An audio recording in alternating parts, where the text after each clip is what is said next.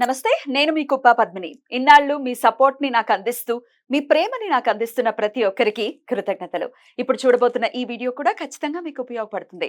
Like, share and subscribe చేసి మీ ఇష్టాన్ని, అలాగే మీ సపోర్ట్‌ని నాకందించండి. అలాగే ఈ వీడియో పట్ల మీ అభిప్రాయాన్ని కామెంట్ సెక్షన్‌లో కామెంట్ చేసి నాకు తెలియజేయండి. నమస్తే. నమస్తే. Welcome to our channel. నేను పద్మిని. ప్రస్తుతం మనతో పాటు ప్రముఖ ఆధ్యాత్మికవేత్త, వాస్తు జ్యోతిష పండితులు నెట్టెల ఫణిభాస్కర్ శర్మ గారు మనతో పాటు ఉన్నారు. మాట్లాడదాం. నమస్కారం అండి. నమస్కారం. కలికాలంలో ఉన్నాం. ఏడుపులు అనేవి సర్వసాధారణంగా అందరి నుంచి వినపడుతుందండి ఈ మాట. దీనికి ధనిక పేద అన్న తారతమ్యాలు లేనే లేవు. పేదవాళ్ళకి కూడా ఏడుస్తున్నారండి మమ్మల్ని చూసి అని అంటారు. ఇక ధనికులకి చెప్పే పనే లేదు. కొంతమంది పట్టించుకోకపోవచ్చు. బట్ దెన్ ఏడుపులను మధ్య తరగతి వాళ్ళకి అన్ని రకాల కష్టాలు ఉంటాయి. ఇవి అవి అనేం కాకుండా. సో ఈ ఏడుపులు తట్టుకోలేకుండా ఉన్నామండి. మేము ఏదైనా చిన్నది ఏమైనా తీసుకున్నాము, ఇల్లు కొనుక్కున్నామనో, లేకపోతే కారు కొనుక్కున్నాం, బండి కొనుక్కున్నాం, బట్టలు మంచి మంచి బట్టలు వేసుకుంటే ఏడ్చే వాళ్ళు ఉన్నారండి అని అంటూ ఉంటారు. చాలా విచిత్రంగా అనిపిస్తుంది. ఎట్లా అండి అసలు ఈ ఏడుపుల్ని తట్టుకోవటం ఎట్లా? నిజంగానే ఇప్పుడు ఉదాహరణకి ఏడుపు ఎందుకు వస్తుంది అంటే పక్కవాడి కన్నా మనం కొద్దిగా బాగున్నప్పుడు. అండ్ ఇంకోటి ఏంటంటే కావాలని మనం అంటే ఉదాహరణకి ఇద్దరు వ్యక్తులు ఉన్నారు. ఇద్దరు ఒకేసారి జీవితాన్ని ప్రారంభం చేస్తే దాంట్లో ఏ అనే వ్యక్తి బి అనే వ్యక్తి కన్నా ఎక్కువ సంపాదించుకున్నాడు. ఎందుకు సంపాదించుకున్నాడు? ఏ అనే వాడికి క్రమశిక్షణ ఉంది, అలాగే వాడికి జీవితంలో పైకి రావాలి అని చెప్పి కోరిక ఉంది, ఆ తపన తాపత్రయం ఉన్నాయి. బి అనేవాడికి అవేమిలో జీవితం మనది ఎలా ఉంటే అలా వెళ్తుందిలే అని వెళ్ళిపోతున్నాడు. సరే, ఈ ఏ అనే వ్యక్తి ఫస్ట్ కారు కొనుక్కున్నాడు, ఇల్లు కొనుక్కున్నాడు, బంగారం కొనుక్కున్నాడు, పెళ్లి చేసుకున్నాడు, సుఖంగా ఉన్నాడు.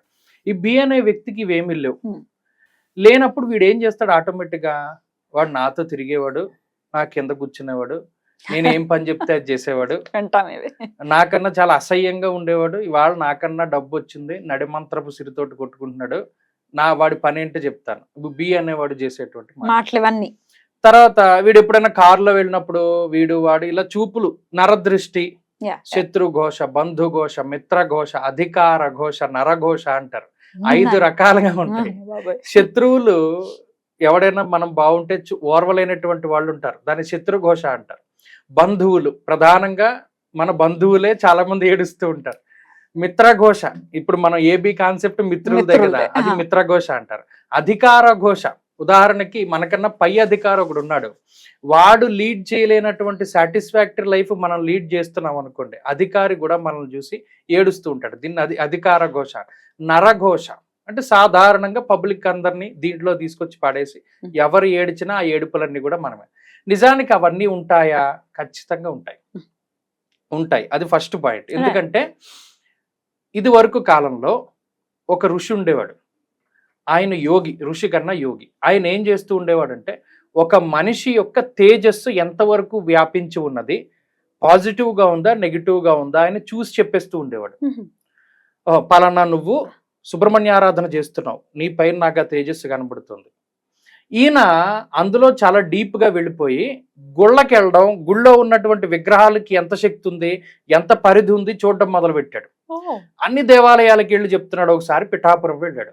పిఠాపురం వెళ్ళి అసలు ఇంతమంది కొలుస్తున్నారు కదా, ఆ దత్తాత్రేయుడికి ఎంత వెలుగుంది చూద్దామని చెప్పి తన యోగ శక్తిని విగ్రహం వైపు తిప్పితే అక్కడ విగ్రహం లేదు, సాక్షాత్తు శ్రీపాద వల్లభుడు కనిపించాడు. కనబడి నవ్వుతున్నాడు. ఆయన నవ్వుతుంటే శ్రీపాద వల్లభులి యోగిని చూసి చెప్పాడు, నువ్వు ఎందుకు కాలాన్ని వృధాగా చేస్తావు, వాడి దగ్గర ఎంత ఉపాసన ఉంది, ఎంత శక్తి ఉంది, అది ఎంతవరకు వ్యాపించింది అని నీకు తెలుస్తుంది నీ యోగ శక్తి వల్ల. అది మిగతా వాళ్ళకి చెప్పడం వల్ల నీకేమొస్తుంది? ఏమీ రాదు.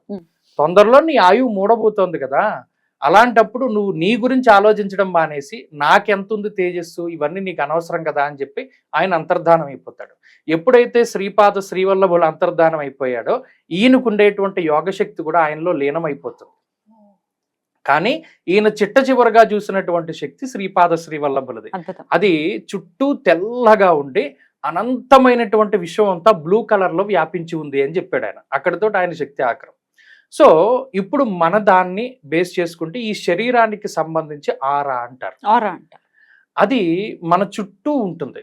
ఎప్పుడైతే ఇతరులు లేదా మిగతా వాళ్ళు ఇలా గోల పెడుతూ ఉంటారో ఆ నెగటివ్ ఎనర్జీ మన మీద పనిచేస్తూ ఉంటుంది. నరుడి దృష్టికి నల్లరాయినా పగులుతుందంట. అందుకని మనం ఏం చేయాలి అంటే దీని నుండి కాపాడుకోవడానికి సింపుల్, చాలా మంది చాలా కష్టపడుతూ ఉంటారు. మంత్రాలు అంటారు, యంత్రాలు అంటారు, తంత్రాలు అంటారు, అవన్నీ కాదు. దృష్టిని చేంజ్ చేయడమే. ఎలా? అందుకనే మన వాళ్ళు పూర్వం బొట్టు పెట్టుకునేవారు. చిన్నపిల్లలకి మీరు ఇప్పటికీ చూడండి, అప్పుడే పుట్టిన పిల్లలకి అక్కులు బొట్టు పెడతారు.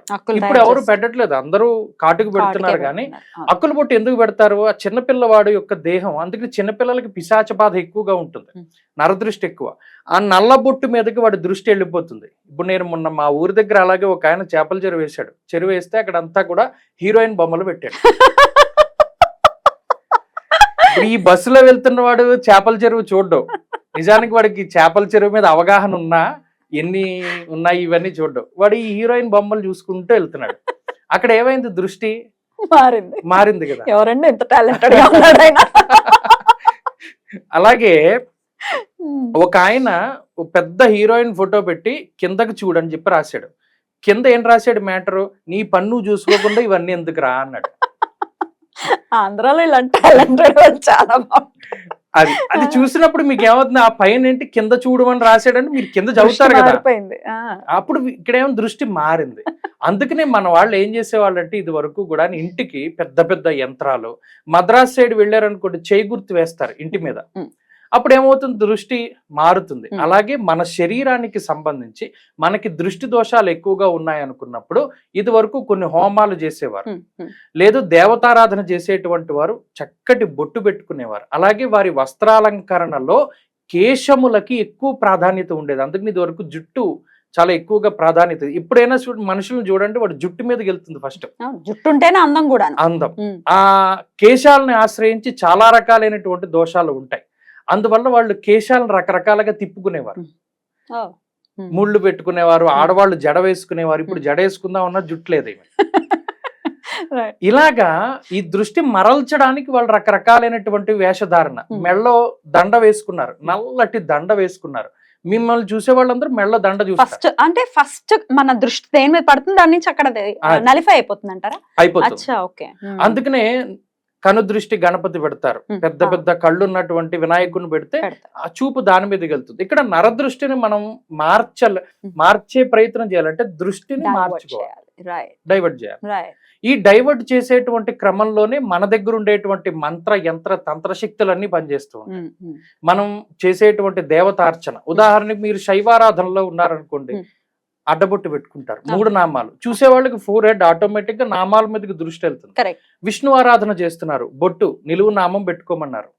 అలాగే శాక్తేయం చేస్తున్నారు, కుంకుమ బొట్టు పెట్టుకుంటారు చాలా మంది.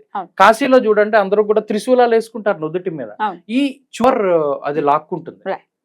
ఆడవాళ్ళైనా ధారణ చేయొచ్చు. అద్భుతం అండి, చాలా ప్రాక్టికల్ గా చెప్పారు. ఏదో ఇది చేసేసేయండి అది చేసేసేయండి అది కాదు. అసలు మనం నిజంగా మనం ఆచరించాల్సినటువంటి విషయం ప్రాక్టికల్ గా ఇది చేసుకుని డెఫినెట్ గా అప్పుడు ఏడుపుల నుంచి బయటపడటం అనేది సాధ్యపడుతుంది. పాజిటివ్ థింకింగ్ కూడా పెంపొందించుకోవాలి. వాళ్ళు ఏడ్ చేస్తున్నారు అని ముందు మనం ఏడుస్తూ కూర్చుంటే ఎలాగా కదా, మార్చుకోవాలి యాటిట్యూడ్ ని.